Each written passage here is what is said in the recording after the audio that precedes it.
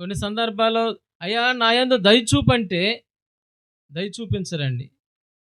స్నేహితులు కావచ్చు, బంధువులు కావచ్చు, రక్త సంబంధులు కావచ్చు గానీ కొన్ని విషయాల్లో చూస్తే దయ చూపించరు, కనికరపడరు. గమనించండి, ఇక్కడ యెహోవా దయాళుడు. దేవుడు ఎవరంట? దయాళుడు, దయ చూపిస్తాడు.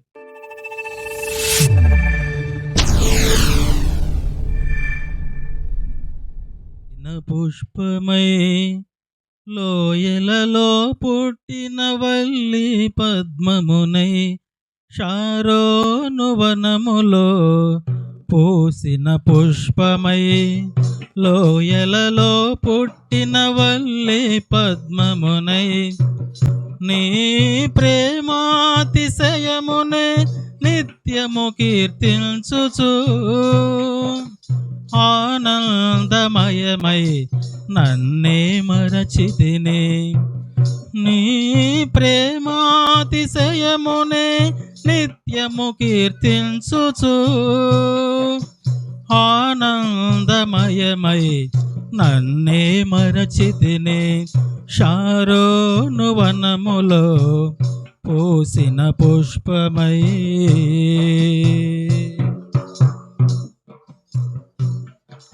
సుకుమారమైన వదనమునేది స్ఫటికము వలె చల్లనైన హృదయమునేది. సుకుమారమైన వదనమునేది స్ఫటికము వలె చల్లనైన హృదయమునేది. మధురమైన నీ మాటల సవ్వడి వినగా నిన్ను చూడ ఆశలెన్నో మనసు నిండెని. ప్రభువా నిన్ను చేరనా. మధురమైన నీ మాటల సవ్వడి వినగా నిన్ను చూడ ఆశలెన్నో మనసు నిండెని. ప్రభువా నిన్ను చేరనా. ఎన్ని తలచినా ఏది అడిగినా జరిగేది నీ చిత్తమే. ప్రభువా జరగాలి నీ చిత్తమే. ఎన్ని తలచినా ఏది అడిగినా జరిగేది నీ చిత్తమే. ప్రభువా జరగాలి నీ చిత్తమే. నీ వాక్కుకై వేచి ఉంటిని, నా ప్రార్థన ఆలకించుమా. ప్రభువా నా ప్రార్థన ఆలకించుమా. నీ తోడు లేక నీ ప్రేమ లేక ఇలలో నాయే ప్రాణి నిలువలేదు. నీ తోడు లేక నీ ప్రేమ లేక ఇలలో నాయే ప్రాణి నిలువలేదు. అడవి పువ్వులే నీ ప్రేమ పొందగా, అడవి పువ్వులే నీ ప్రేమ పొందగా నా ప్రార్థన ఆలకించుమా. ప్రభువా నా ప్రార్థన ఆలకించుమా. ఎన్ని తలచినా ఏది అడిగినా జరిగేది నీ చిత్తమే. ప్రభువా జరగాలి నీ చిత్తమే. నా ఇంటి దీపం నీవే అని తలచి నా హృదయం నీ కొరకై పదిలపరిచితి. నా ఇంటి దీపం నీవే అని తలచి నా హృదయం నీ కొరకై పదిలపరిచితి. ఆరిపోయినా నా వెలుగు దీపము, ఆరిపోయినా నా వెలుగు దీపము నీవై నన్నాదుకుంటివే.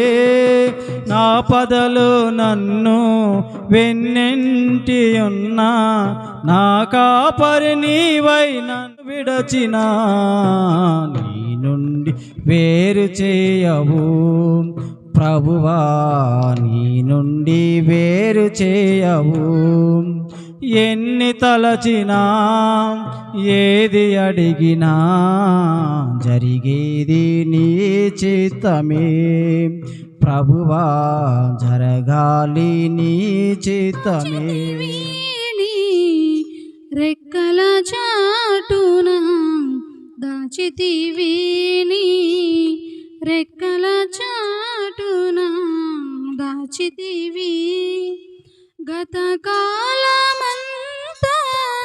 కాచితివి నీ రెక్కల చాటున దాచితివి నీ రెక్కల చాటున దాచితివి.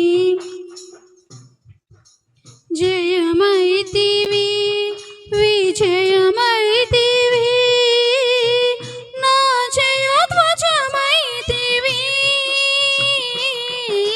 యేసయ్యా నా యేసయ్యా, యేసయ్యా యేసయ్యా. గతకాలమంతా కవి నీకు విరోధమై నిలచినదేది వర్ధిల్లదు అని మాట ఇచ్చితివి.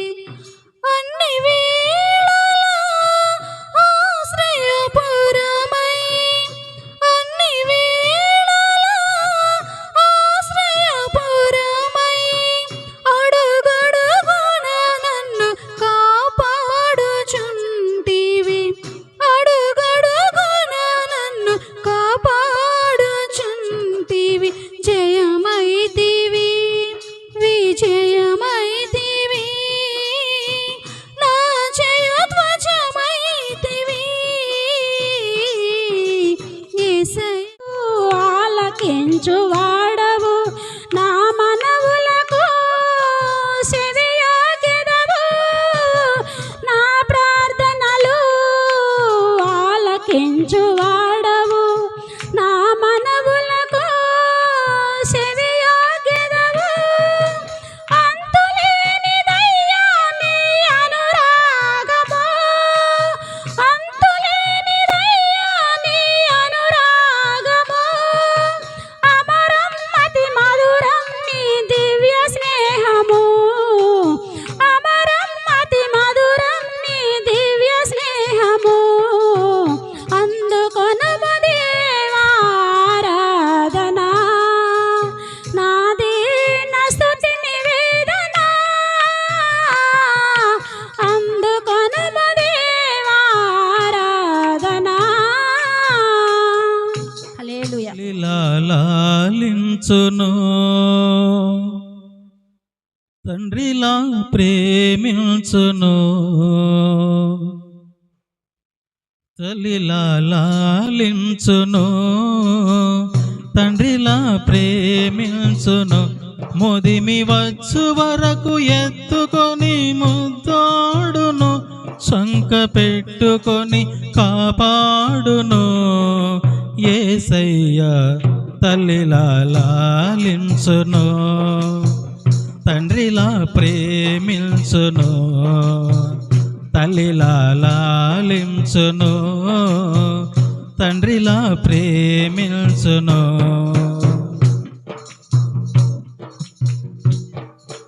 తల్లి అయిన మరచునేమో నేను నిన్ను మరువను, చూడుము నా అరచేతులలో నిన్ను చెక్కియున్నాను. తల్లి అయిన మరచునేమో నేను నిన్ను మరువను, చూడుము నా అరచేతులలో నిన్ను చెక్కియున్నాను. నీ పాదము తొట్టిల్లనీయను నేను, నిన్ను కాపాడువాడు పునుకడు నిదురపోడు అని చెప్పి వాగ్దానం చేసిన యేసయ్యా తల్లిలా లాలించును. తండ్రిలా ప్రేమించును, తల్లిలా లాలించును, తండ్రిలా ప్రేమించును.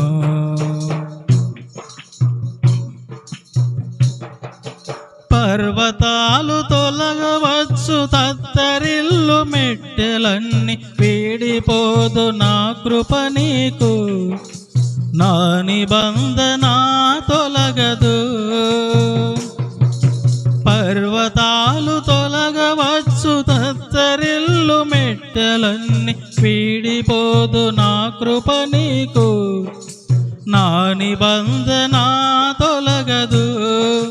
దిగులు పడకు, భయపడకు, నిన్ను విమోచించెదా, నీదు భారమంత మోసి నాదు శాంతి నొసగదా అని చెప్పి వాగ్దానము చేసిన యేసయ్యా తల్లిలా లాలించును.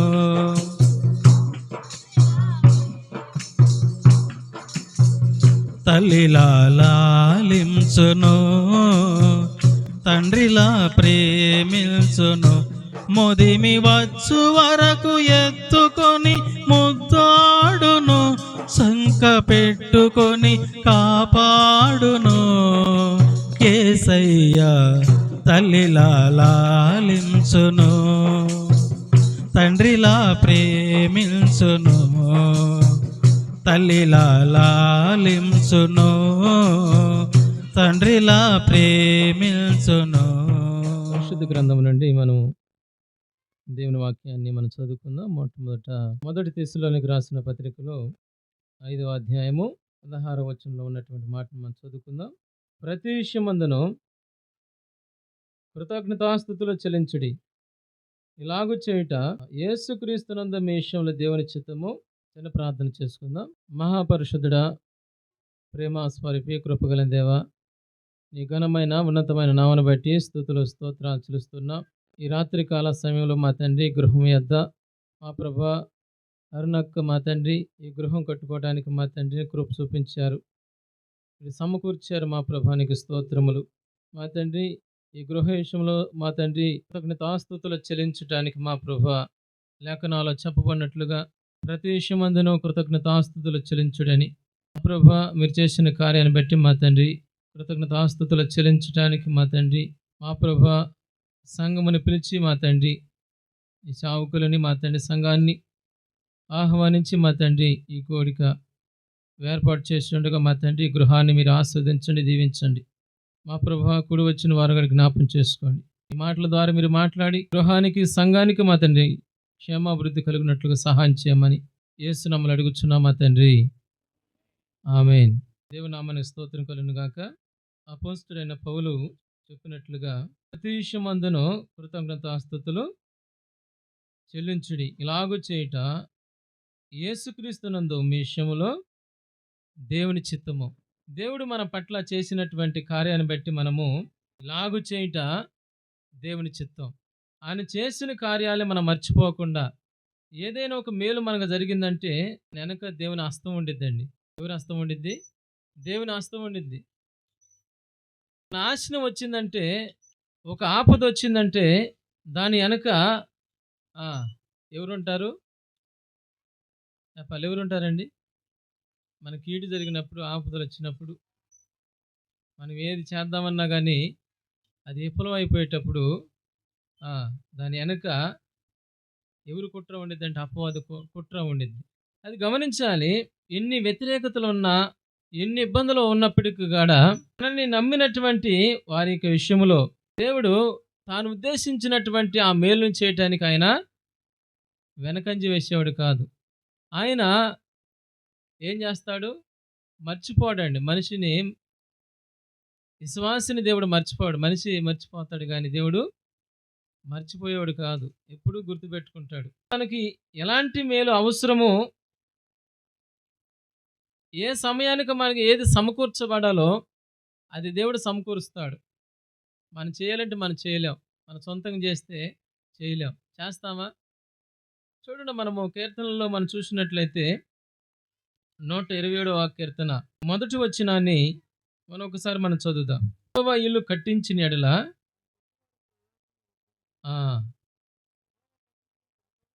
ఆ, వ్యర్థమే. చాలండి. యెహోవా ఇల్లు కట్టించిన ఎడల వా- దాని కట్టువారి ప్రయాసము వ్యర్థమే. అంటే మనం ఏది ప్రారంభించినా లేకపోతే ఏదైనా మనము తలపెట్టాలని ఉద్దేశించినప్పుడు దేవుని యొక్క చిత్తము లేకపోతే దేవుని యొక్క ఉద్దేశం ఉన్నట్లయితే అది నెరవేర్చబడింది. అది ఎంత లేట్ అయినా అవునా కదా. దేవుని యొక్క చిత్తము లేకపోతే ఆయన యొక్క ప్రణాళిక ఉంటే ఎలా ఉండిద్ది అంటే ఎన్ని సంవత్సరాలైనా అది జరిగిద్ది. లేకుంటే ఆయన ఇష్టమైతే సడన్గా అయిపోయిద్ది. చూడండి, ఈ గృహాన్ని మనం చూస్తున్నప్పుడు మనకి ఏం గుర్తు రావాలి, మనకి ఏం గుర్తొచ్చిద్ది? స్థానికంగా ఉన్న వారికి అర్థమైద్ది. అవునా కదా. ఏమనుకుంటారంటే ఇటు తిరుగుతూ ఉండేవాళ్ళు ఏమనుకుంటారు, ఈ ఇంటి మీద పోయేవాళ్ళు వచ్చేవాళ్ళు చూస్తూ ఉంటారు. అదివరకు ఉన్నది వేరు, ఇప్పుడు వేరు. అవునా కదా. గమనించాలి, దేవునికి చిత్తము, దేవునికి చిత్తం ఎలాగుందో అలా జరిగిద్ది. దేవుని ఉద్దేశం ఎలా ఉండదో అలాగే జరుగుతూ ఉండిద్ది. ఇది జరిగిందంటే దేవుని ప్రణాళిక, దేవుడు ఉద్దేశించాడు. కాబట్టి స్తోమత లేకపోయినా స్తోమత లేకపోయినా కానీ ఇది ఇట్లా మనకు కనబడుతుందంటే అర్థం ఏంటి దానికి? దేవుడు చేశాడు, దేవుడి కార్యము ఇదంతా. కాబట్టి ఆ మర్చిపోల, దేవునికి ప్రాధాన్యతనిచ్చింది, ప్రథమ స్థానం. ఇప్పుడేమో ఈమెం చేస్తుంది, దేవునికి ప్రథమ స్థానము ఇచ్చింది. ప్రథమ స్థానం ఇవ్వటం అంటే ఏంటి? దేవుని మర్చిపోకుండా సంఘాన్ని పిలిచి, అవునా కదా. ఇక్కడ సంఘమేనా? ఇందరి నగర కాలనీ నుంచి కూడా రావటం జరిగింది, వారిని కూడా ఆహ్వానించారు. గమనించాలి, దేవుడు చేసిన మేలు బట్టి ఆయన అంటాడు, నీవు నీ ఇంటి వారు సంతోషించండి. ఆయన చేసిన మేలు బట్టి ఎవరు సంతోషించాలంట? నీవు నీ ఇంటివారు. ఆమె యొక్క సంతోషము ఆమె గృహానికే కాదు, సంఘానికి గడవ ఆమె సంఘముని పిలిపించి ఆ సంతోషంలో పాలువరుగునట్లుగా మర్చిపోకుండా దేవునికి కృతజ్ఞతాస్తుతులు చెల్లిస్తున్నట్టుగా మనం చూస్తున్నాం. చూడండి, మనము కీర్తనలో 107 చదువుదాం. యెహోవా దయాళుడు, ఆయనకు కృతజ్ఞతాస్తుతులు చెల్లించుడి, ఆయన కృప నిత్యముండును. చాలండి, ఆయన కృప నిత్యముండును. దేవుడు మనుషుల పట్ల ఆయన దయగలిగి ఉన్నాడు. ఆయన కృప అన్ని వేళలా అన్ని విషయాల్లో ఆయన చూపే దేవుడు, పక్షపాతం చూపడు. యేసుక్రీస్తు వారందు విశ్వాసం ఉంచి ఆయనకు మొరపెట్టినప్పుడు ఆయన ఆ మొరని విని ఏది అవసరమో ఆ అవసరత తీర్చడానికి ఆయన సమస్తము సమకూర్చుతాడు. ఏం చేయాలి? మనము ఆయన యందు విశ్వాసం ఉంచాలి. ఆయన యందు విశ్వాసం ఉంచితే ఆయన మేలు చేయటానికి ఆయన వెనకంజి వేసే దేవుడు కాదండి. ఇక్కడ మనం చదివినట్టుగా యెహోవా దయాళుడు. ఎలాంటి వాడు అంటే దేవుడు దయాళుడు, దయ చూపిస్తాడు. మనుషులు దయ చూపించరు. మనుషులు దయ చూపించరు. సమయాన్ని బట్టి, ఉన్నటువంటి సమయాన్ని బట్టి, పరిస్థితిని బట్టి కొన్ని సందర్భాల్లో అయ్యా నా యందు దయ చూపంటే దయ చూపించరండి. స్నేహితులు కావచ్చు, బంధువులు కావచ్చు, రక్త సంబంధాలు కావచ్చు, కానీ కొన్ని విషయాల్లో చూస్తే దయ చూపించరు, కనికిరపడరు. గమనించండి, ఇక్కడ యెహోవా దయాళుడు. దేవుడు ఎవరంట? దయాళుడు, దయ చూపిస్తాడు, కనికరిస్తాడు, తన కృపను చూపిస్తాడు. కాబట్టి గమనించాలి, దేవుని కృప మనకు ఉంటే, దేవుని కృప మనకు తోడే ఉంటే మనం దీవించబడతాం. చూడండి, మనము ద్వితీయోపదేశ ఖండములో 28వ అధ్యాయము 6వ వచనాన్ని మనం చదువుదాం. నీవు లోపలికి వచ్చినప్పుడు దీవింపబడదువు, వెలుపలికి వెళ్ళినప్పుడు దీవింపబడదువు. చాలండి, నీవు లోపలికి వచ్చినప్పుడు దీవింపబడదువు, వెలుపలికి వెళ్ళినప్పుడు దీవింపబడదువు. దేవుని కృప మన ఎడల ఉన్నట్లయితే, దేవుడు మన పట్ల ఆయన దయ చూపించినట్లయితే లోపలికి వచ్చినప్పుడు, వెలుపలికి వెళ్ళినప్పుడు దీవెన అనేది మనకు ఉంటుంది. ఇంకా మనం చూసినట్లయితే 8వ అధ్యాయంలోనే 2వ వచనాన్ని మనం చదువుదాం. ఆ, నీకు ప్రాప్తించును, నీవు పట్టణములో దీవింపబడదువు, పొలములో దీవింపబడదువు. ఆ, ఆ, ఆ, ఆ, చాలండి. ఇంక మనం చూస్తే మనం కలిగిందంతా దీవింపబడిద్దని చెబుతాడు. అవునా కదా? నువ్వు వ్యాపారం పెట్టుకున్నా దీవింపబడతావు, నువ్వు పొలం వేసినా దేవుని కృప ఉంటే, దేవుని దయ ఉంటే. కాబట్టి అన్ని విషయాల్లో కూడా మనం దీవించబడాలంటే మనము దేవుని యొక్క దయను మనం పొందుకునే స్థితిలో మనం ఉండాలి. దేవుని దయ మనం ఎలా పొందుకుంటాము? దేవుని దయ మనం ఎలా పొందుకుంటామంటే దేవుని పట్ల మనం కృతజ్ఞతాస్తుతులు చెల్లిస్తూ అంత మాత్రమే కాకుండా దేవుని యొక్క ఆజ్ఞలు కూడా మనం పాటించాలి. ఏం పాటించాలి? దేవుని ఆజ్ఞలు, నియమాలు, దేవుని యొక్క నీతి నియమం మనం పాటించాలి. అయ్యా, నీ ఆశీర్వాదం నాకు కావాలి, నీ దీవెన నాకు కావాలి, నీ ఆజ్ఞ నేను పాటించలేనంటే దేవునికి ఇష్టం ఉండదు.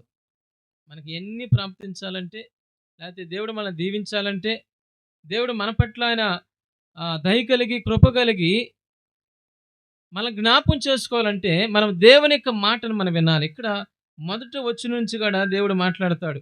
నీవు నీ దేవుడైన యెహోవా మాట శ్రద్ధగా విని నేడు నేను నీకు ఆజ్ఞాపించుచున్న ఆయన ఆజ్ఞలన్నిటిని అనుసరించి నడుచుకుని ఎడల భూమి మీద ఉన్న సమస్త జనుల కంటే నిన్ను హెచ్చించును. సమస్త జనుల కంటే నిన్ను హెచ్చించును. నీ విశ్వాస పరిణామం బట్టి ఉండింది.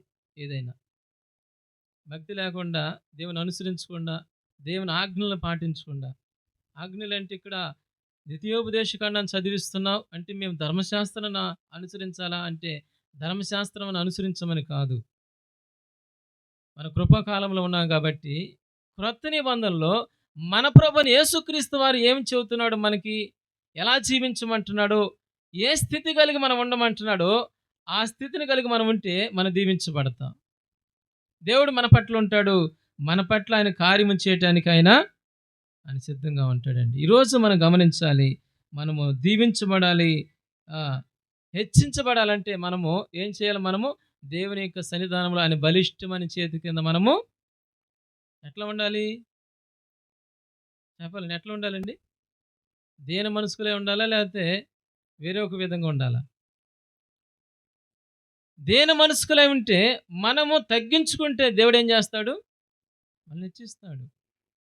అన్ని విషయాల్లో మనము దేవునికి నచ్చినట్టుకుంటే మనకు కావాల్సింది ఆయన ఇస్తాడు. అయ్యా, నేను నచ్చినట్టుగా ఉండను, నువ్వన్నీ నాకు చేసి పెట్టాలంటే ఆయన మన పనివాడు కాదండి.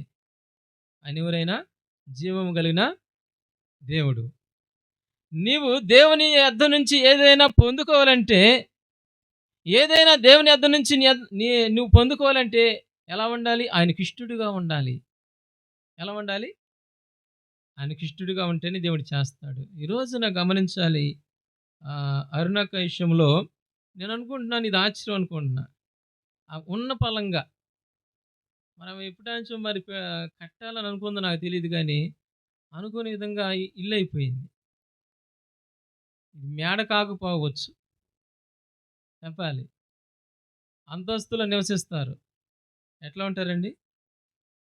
పెద్ద పెద్ద మేడల్లో అంతస్తుల్లో నివసిస్తూ ఉంటారు, కట్టుకుంటారు. మనశ్శాంతి ఉండదు, ప్రశాంతత ఉండదు. అవును కదా?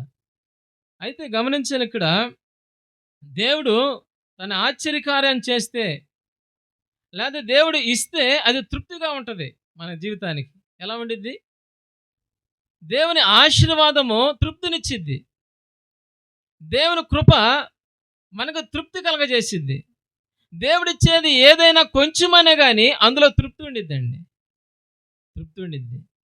మనకి ఎంతో ఇవ్వాల్సిన అవసరం లేదు.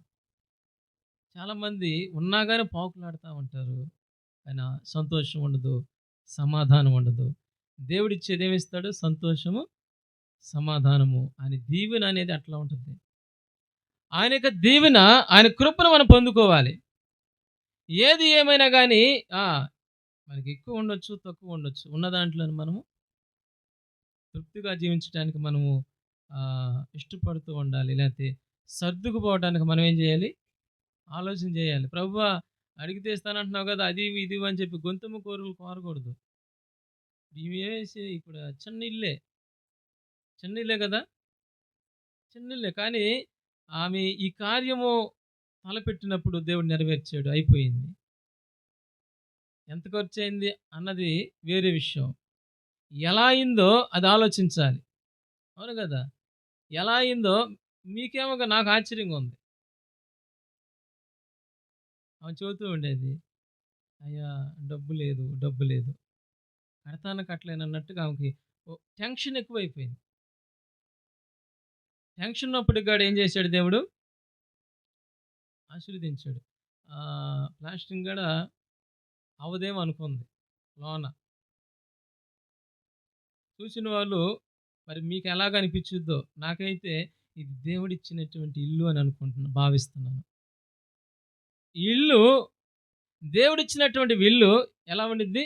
ఆశీర్వదించబడిద్ది. లోనకు వచ్చినప్పుడు, వెలుపులకు పోయినప్పుడు దీవింపబడతాం. దేవుడు చేస్తున్న వాగ్దానం, దేవుడు చేస్తున్నటువంటి వాగ్దానం ఎలా ఉండిద్దంటే ఎన్ని కాలాలు మారినా ఆయన మాట మాత్రం, ఆయన దీవెన అది పోయేది కాదు.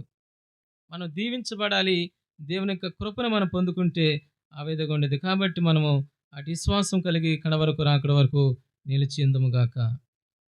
ఆమేన్. చిన్న ప్రార్థన చేసుకుందామండి.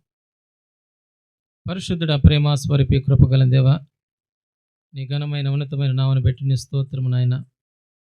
మా తండ్రి,